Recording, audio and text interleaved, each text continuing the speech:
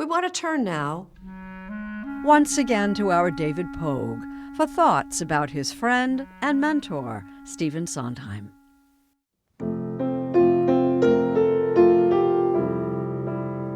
Stephen Sondheim may have been one of the greatest composer-lyricists the theater has ever known, but he often said that he would have loved to have been a teacher, and he was an extraordinarily generous one to generations of young composers. I was one of them. I came to New York right after college full of ambition to write Broadway musicals. Somehow I met Sondheim, and for many years he'd give me feedback on my songs, and I gave him computer lessons. First of all, he always said, content dictates form. In other words, the kind of music you're writing should depend on the character and the dramatic situation.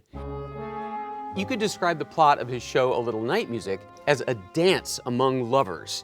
So every single song in that show is a variation on a waltz, including the famous one, Send in the Clowns. Isn't it rich? 1, 2, 3, 1, 2, 3. Are we a pair?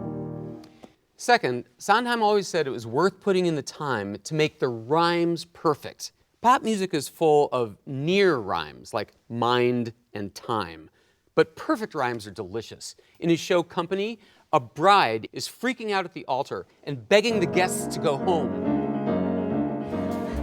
So can't you go? Why is nobody listening? Goodbye, go and cry at another person's wake. If you're quick for a kick, you could pick up a christening. But please, on my knees, there's a human life at stake. I mean, you've got those fantastic multiple inner rhymes like quick, pick, and kick. And then you've got double sets of outer rhymes, listening and christening and wake and stake. It's just amazing. Finally, Sondheim lived by the adage, be willing to kill your darlings.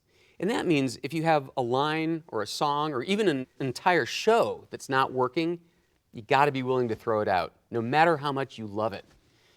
I'm heartbroken to see his light extinguished, but if you're lucky, you'll see his influence everywhere.